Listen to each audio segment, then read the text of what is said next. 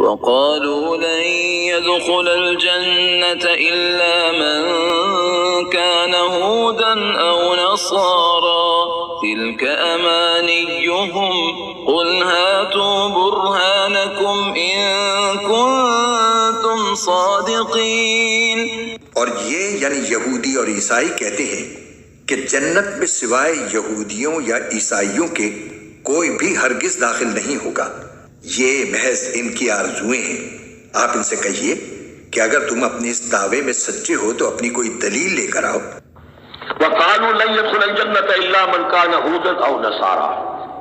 اب دیکھیے جب یہ نئی امت اب تشکیل پا رہی ہے تو یہودی اور نصرانی جو ایک دوسرے کے دشمن تھے مسلمانوں کے مقابلے میں جمع ہو گئے۔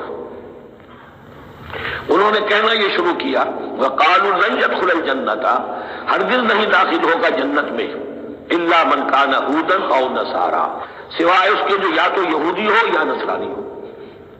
جیسے ہمارے ہاں بھی ہوتا ہے، اہل حدیث کے مقابلے میں دیوبندی بریلوی جمع ہو جائیں گے، چاہے وہ آپس میں ایک دوسرے کے ساتھ جو بھی ان کا بیر ہے وہ اپنی جگہ ہے۔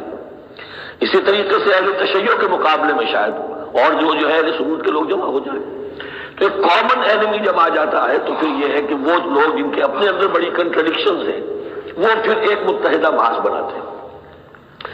وَقَالُوا لَن يَدْخُلَ الْجَنَّةَ إِلَّا مَنْ كَانَ هُودًا أَوْ نَصَارَىٰ تِلْكَ أَمَانِيُّهُمْ، یہ لفظ دوبارہ آ گیا، یہ ان کی خواہشات ہیں، من گھڑت خیالات ہیں، ان کی وشفل تھنکنگ ہے۔